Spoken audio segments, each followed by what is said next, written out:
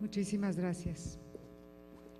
El siguiente trabajo que se presentará ocupó el segundo lugar como cartel y se llama Nivel de comunicación médico-paciente en el estado de Veracruz.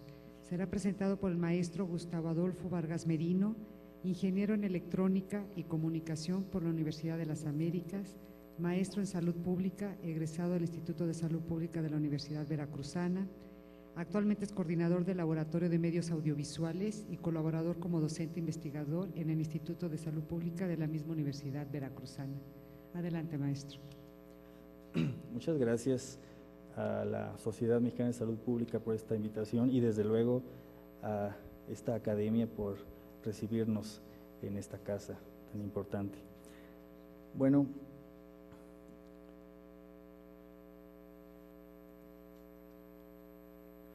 este trabajo se llama Nivel de comunicación médico-paciente en el estado de Veracruz. El objetivo de esta investigación es hacer un acercamiento al comportamiento del proceso de la comunicación que existe entre los médicos y los pacientes de los servicios públicos de salud en el estado de Veracruz. Es decir, cómo es la comunicación en términos generales entre médico y paciente.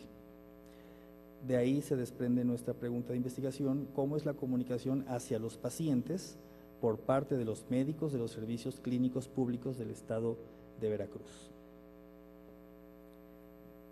¿Cuál fue la metodología que utilizamos para realizar este trabajo?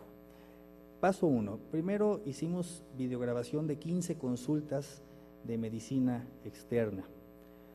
Todos fueron, este número fue a conveniencia, todos con consentimiento escrito de ambas partes, tanto del médico como del paciente, y aproximadamente 18 minutos cada uno en promedio de duración.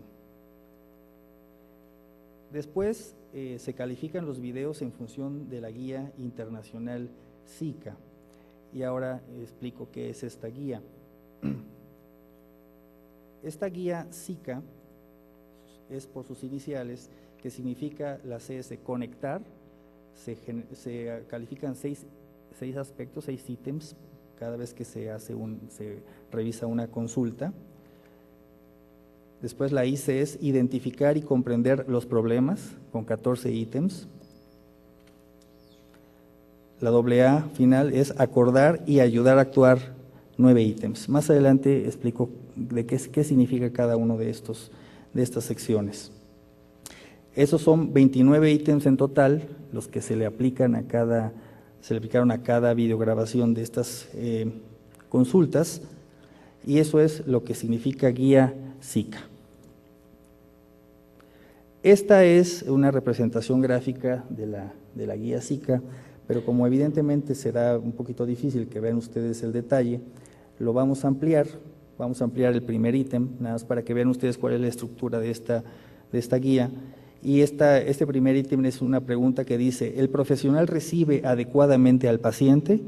Y entonces a través de una escala de tipo Likert se puede ver ahí del 0 al 3, desde inaceptable a muy aceptable, la manera en que quien está viendo el video percibe cómo recibieron al paciente.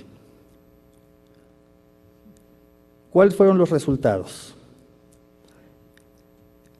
En el área de conectar, que es la primera área, que se refiere a la relación inicial entre ambas partes, tales como bienvenida, amabilidad y cortesía, y que se aplicaron 6 ítems, los resultados fueron, en la primera pregunta, por ejemplo, ¿en qué medida el profesional recibe adecuadamente al paciente? Solamente, de hecho, 8 de los 15 lo recibieron de manera inaceptable. No obstante que sabían que se estaba videograbando la consulta. Yo considero que a lo mejor esa forma de recibirlos ellos consideran que es aceptable. Entonces no tuvieron necesidad de actuar, si quieren ustedes. En la parte, en la sección que dice identificar y comprender los problemas, el grado de escucha activa que presenta el médico y su preocupación por ahondar más en el paciente, es decir, ir más allá del mero curar el dolor de cabeza que reporta la persona, digamos, ¿no? En la pregunta número 19, que decía, ¿en qué medida el profesional ha explorado factores de riesgo o realizado actividades preventivas no relacionadas con la demanda? 13 de ellos no hicieron absolutamente nada más que ir directamente al problema que ellos les reportaban. Nada de que tenga que ver con alguna otra situación para prevenir algunas otras situaciones de salud. Todos inaceptables, es decir, los 15 totalmente inaceptables en lo siguiente. ¿En qué medida el profesional ha explorado las emociones y los sentimientos que el síntoma o proceso ha provocado al paciente? Ninguno. ¿En qué medida el profesional ha explorado cómo afecta al paciente su síntoma o proceso en su vida diaria, entorno familiar o laboral? Nadie. ¿En qué medida el profesional ha explorado las expectativas que el paciente tiene para esta consulta? A nadie le importó tampoco. ¿En qué medida el profesional ha explorado el estado de ánimo del paciente? Ninguno. ¿En qué medida el profesional ha explorado posibles acontecimientos vitales estresantes para el paciente? Tampoco nadie. ¿En qué medida el profesional ha explorado el entorno sociofamiliar?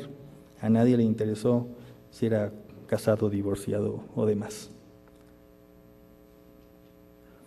En la parte de acordar y ayudar a actuar, la disposición que tiene el médico por colaborar más allá del estricto motivo de la consulta y de su preocupación por haber logrado el propósito del servicio.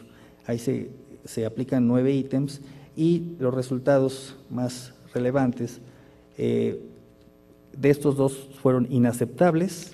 ¿En qué medida el profesional da la oportunidad al paciente de participar en la toma de decisiones de la consulta animándolo? Nadie. ¿En qué medida el profesional busca un acuerdo con el paciente en caso de presentarse una discrepancia o desacuerdo, entrando en discusión y considerando las opiniones del paciente? Tampoco nadie.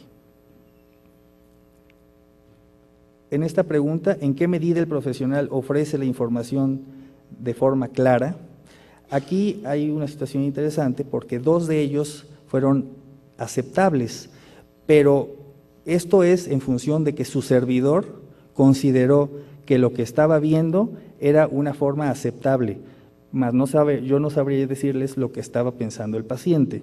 En ese caso, si comparamos los siguientes resultados, ¿en qué medida el profesional comprueba que el paciente ha comprendido la información suministrada? Solamente 5 aceptablemente vio si lo habían comprendido y es más allá de decir, ¿entendió usted? Y que la persona dijera que sí. Porque muchas veces los pacientes dicen que sí comprenden o ellos creen que comprenden y realmente no lo están haciendo. 5 regular y 5 inaceptables. 5 no lo verificaron. ¿En qué medida el profesional consigue compromisos explícitos por parte del paciente respecto del plan a seguir? Todos inaceptables, solamente 1, y fue porque fue un TAES, un tratamiento acordado estrictamente supervisado, y evidentemente ahí se requiere un compromiso del paciente. De ahí en fuera nadie no se trataba desde luego que firmaran un contrato los pacientes, pero nadie les hizo una insinuación de que está usted de acuerdo, se compromete, etcétera. Resultados francamente positivos dentro de las 3 áreas. Bueno, pues, ¿en qué medida el profesional emplea preguntas abiertas? Bueno, es difícil hacer una consulta con preguntas cerradas, todo el mundo tiene que hacerlo por abiertas, así que ahí salieron muy bien. ¿En qué medida el profesional ha resumido la información que ha obtenido del paciente? Pues la mayoría lo resumió bien, pero eso es parte de la técnica clínica, que poco tiene que ver en ese sentido con lo de la comunicación. Y en la discusión, pues se sabe que la currícula de ninguna carrera de medicina está considerada de ninguna manera las herramientas para darle herramientas de comunicación a los futuros médicos. Es decir, estas personas que salieron mal evaluadas es porque nunca les enseñaron a hacer comunicación, ni desde la escuela ni más adelante.